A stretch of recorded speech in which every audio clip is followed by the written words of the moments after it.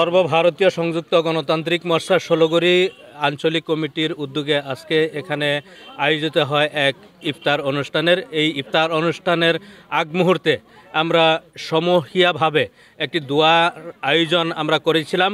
এই দোয়াতে আমরা সমগ্র বিশ্ববাসীর জন্য, বিশ্ব শান্তির কল্যাণের জন্য আমরা এখানে দোয়া প্রার্থনা করি। আমরা এই অনুষ্ঠান থেকে আমরা একটি বার্তা আমরা প্রেরণ করতে চাই যে আমরা সমগ্র বিশ্ববাসী যাতে আমরা শান্তি শৃঙ্খলাবদ্ধভাবে আমরা যাতে বসবাস করতে পারি। আর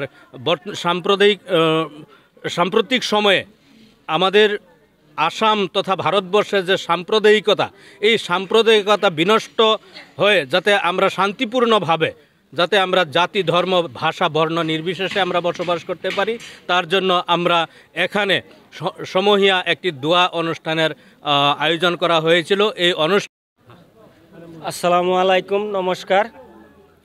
আজি ডিং ব্লক কমিটিৰ আৰু পঞ্চায়ত কমিটিৰ উদ্যোগত এখন ইফতাৰ পাৰ্টিৰ আয়োজন কৰা হৈছিল। এই ইফতাৰ পাৰ্টিৰ জৰিয়তে আমি গোটেই অসমবাসী তথা বিশ্ববাসীলৈ এটা বাৰ্তা দিব বিচাৰিছোঁ। আমি ভাতৃত্ববোধৰ নিদৰ্শন দেখুৱাব বিচাৰিছোঁ।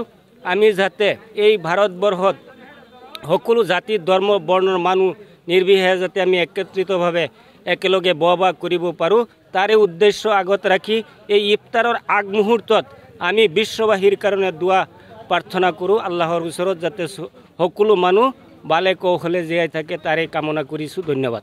ইফতাৰ পাৰ্টি কেইদিনমান আগতে আমাৰ বিলতীয়াটো এখন অনুষ্ঠিত হৈ যায়। আমি প্ৰতিটো আঞ্চলিকতে এটা এটা ইফতাৰ পাৰ্টিৰ কথা চিন্তা কৰা হৈছে। আমাৰ কৰ্মীসকলে যোগাযোগ কৰি আছে আৰু কেন্দ্ৰীয়ভাৱে অহা 20 ৰমজান গোটেই সমষ্টিভিত্তিত এটা ইফতাৰ পাৰ্টি আমাৰ তাতে আয়োজন কৰা হৈছে। এনেকুৱা ইফতাৰ পাৰ্টিয়ে এটা পাৰস্পৰিক এটা সম্প্ৰীতি, বুজাবুজি সুদৃঢ় কৰে।